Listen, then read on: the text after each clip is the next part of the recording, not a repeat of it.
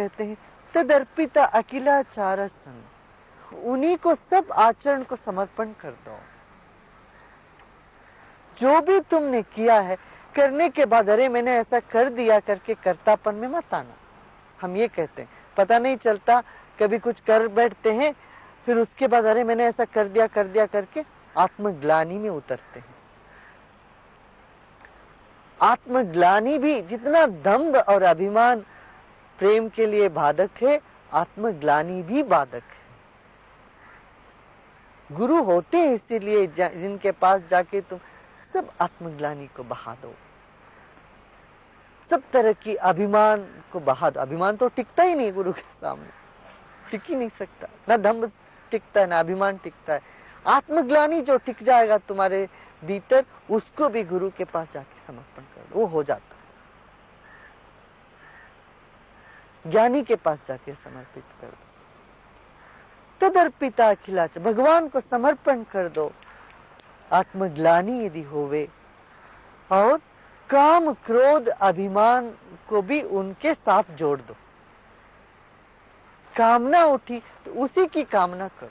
जब उसी की कामना हो जाती है और कामना कुछ रह नहीं जाता। गुस्सा करना हो तो उसी पर करो, और किसी से करके क्या लेना देना है, करना तो उसी पर करो।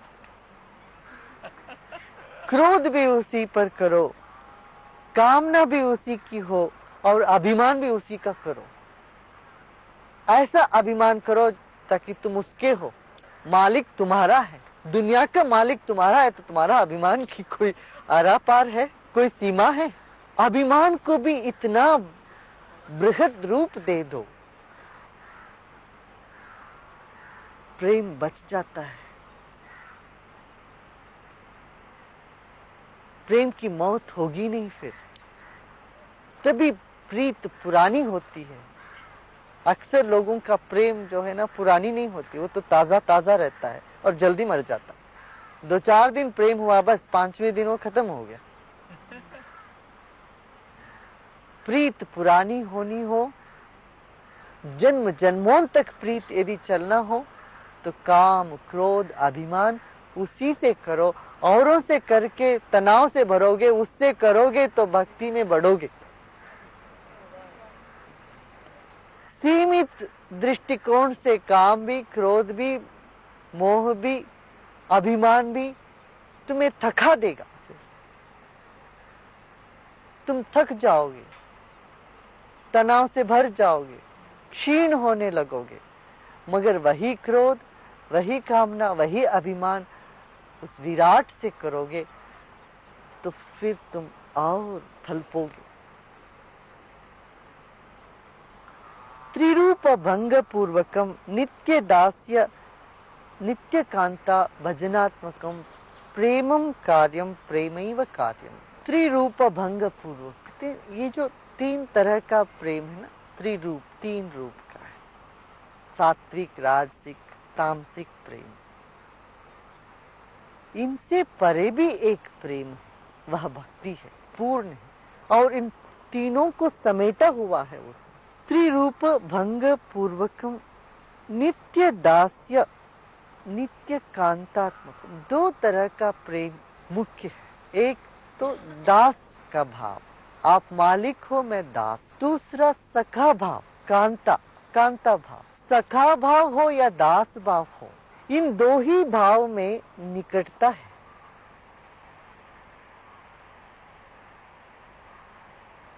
इन 2 भावों से तुम शुरू करोगे तो आत्म भाव में उतरोगे। पहले दास भाव हो, जिसमें मर्यादा सम्मान रहे। फिर कांता भाव हो, यदि बहुत अधिक मर्यादा भाव हो जाए तो भय आ जाता उसके पीछे पीछे। दास कभी अधिकार नहीं जमाता है, कांता हो तो अधिकार जमाता है, सखा हो तो अधिकार जमाता है। मगर इन दोनों के संतुलन से ही पूर्णता होगी। भय को मिटाने के लिए सखा भाव में आओ। नित्य कांता भजनात्मकम, इस तरह से भजो, इस तरह से भाग लो उसके साथ। भजना माने क्या? उसके साथ भाग लेना, उसके साथ एक होना। कैसे? दास के रूप में भी और सखा के रूप में भी। सखा मानोगे तो बहुत पास महसूस करोगे, और दास मानोगे तो दुखी नहीं होगे। दास कभी उदास नहीं हो सकता। सखा उदास हो जाता है कभी, अरे मेरा सखा ने मेरे को देखा नहीं, मेरे से बात नहीं किया। सखा सखी, सखा सखी के बीच में जो तकलीफ है वो दास भाव उसके साथ जरा सा मिल जाए तो मिट जाएगी। एक दूसरे का दास, ऐसा नहीं तुम मेरा दास हो, तुम मेरा दास हो तो उदास ही है, तो मेरा दास नहीं होगा, उदास हो जाएगा। सखा उदास हो सकता है, दास नहीं। तो नित्य माने कभी कभी नहीं, रोज रोज दास भाव और सखा भाव में भजन करते हुए प्रेम कार्यम प्रेमैव कार्यम, प्रेम ही करना है, प्रेम ही करना है और कुछ नहीं करना है। भक्ता एकांतिनो मुख्य। अगला, अच्छा हम दास होते हैं, कई लोगों के दास हो जाते हैं तब नहीं काम। सखा होते हैं, सबके सखा है, ये नहीं होता है। पहले तो एक का ही सखा हो जाओ, जब तुम एक हो जाओगे फिर सबके सखा हो जाओगे। जब तक तुम एक नहीं हुए तब तक एक का ही सखा बनो और एक का ही दास बनो। इसलिए कहते हैं अन्यथा शरणम नास्ति त्वमेव शरणम मम तस्मात् कारुण्य भावेन रक्ष रक्ष महेश्वर। जब प्रणाम करते हैं कहते हैं भगवान मैं सिर्फ तेरे शरण में आता हूं।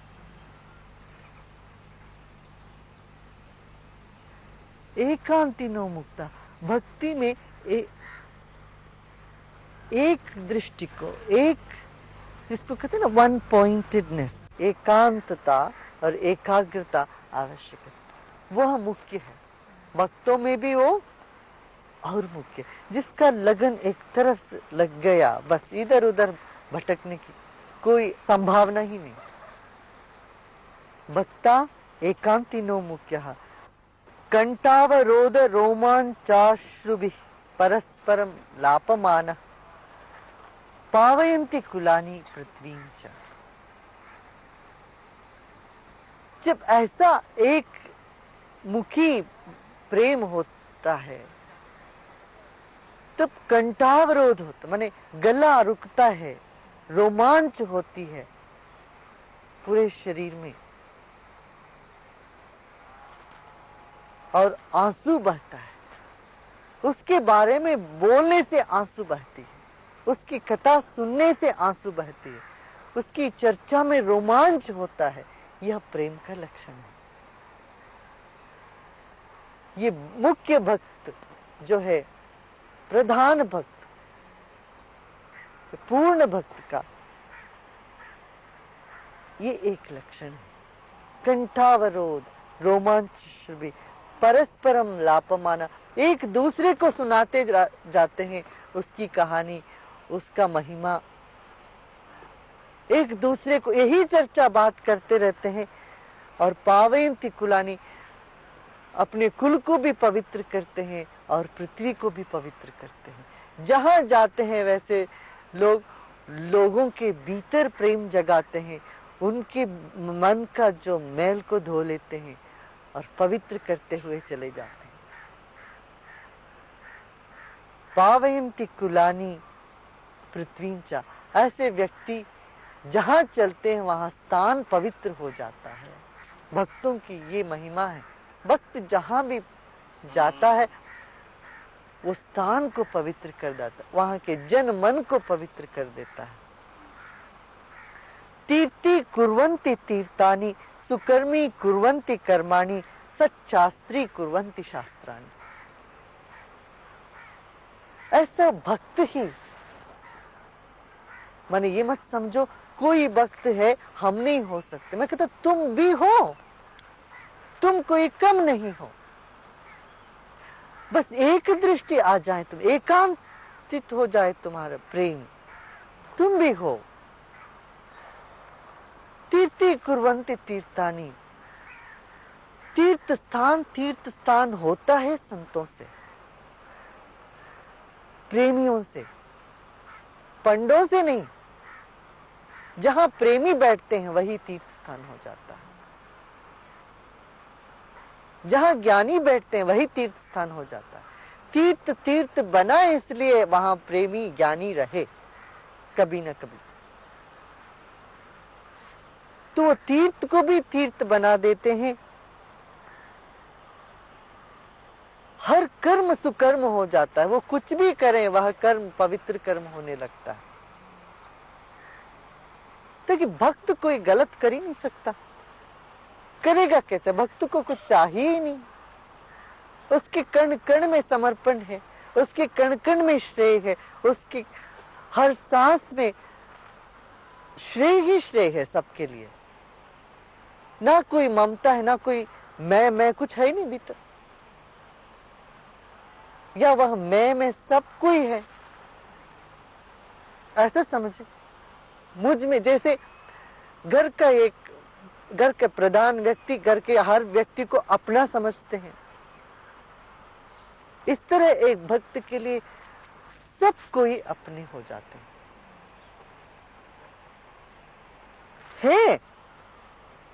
ऐसा नहीं खो जाते हैं, ये भी नहीं है, सब है ही, मगर ये जान लेते हैं सब कोई मेरे हैं, ये जान लेते हैं। करना नहीं पड़ता, वो होता है। सुकर्मी कुर्वन्ति कर्माणि, जो भी कर्म करते हैं वो सुकर्म हो जाता है, अच्छा कर्म हो जाता है। सच्शास्त्री कुर्वन्ति शास्त्राणि, शास्त्रों को वो सच्चा शास्त्र बना देते हैं। मगर जो सुना है, लिखा है,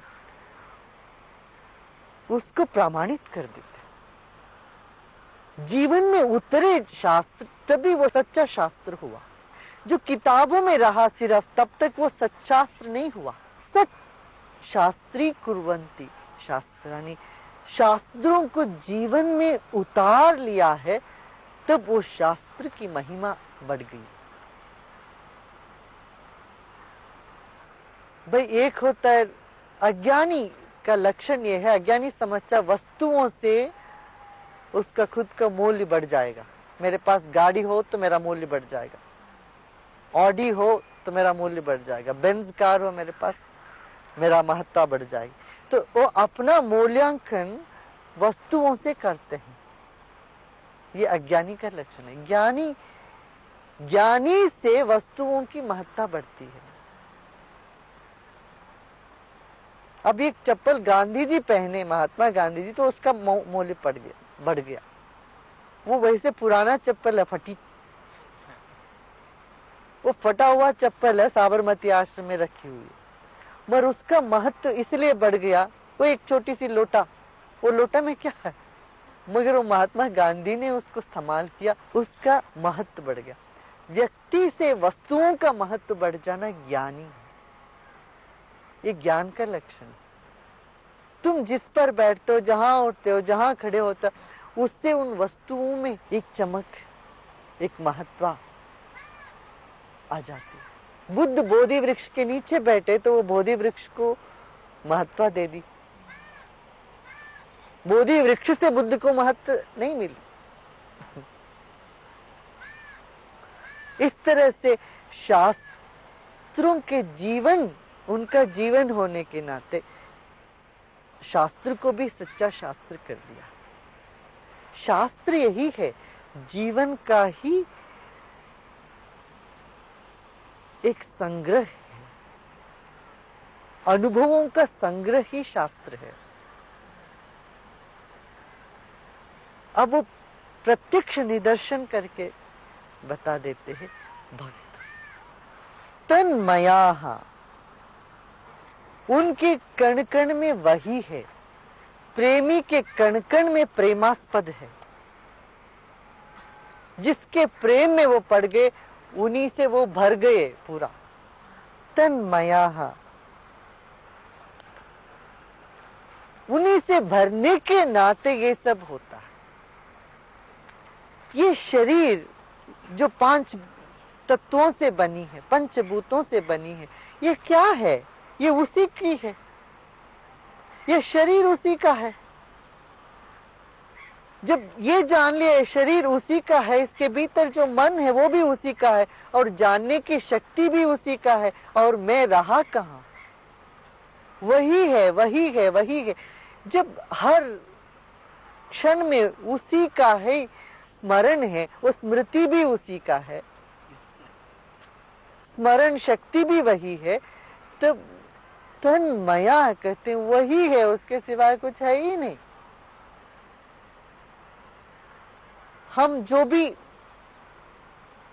प्रशंसा सुनते हैं किसी से, वह सब प्रशंसा उसी की है, या गाली सुनते हैं वो गाली भी उसी की है। इस तरह से हर तरह वही वही जब छा गए, तब कहते तन्मया, उससे भरा हुआ है सब कुछ। तो भक्त भगवान से अलग नहीं है, भक्त ही भगवान है।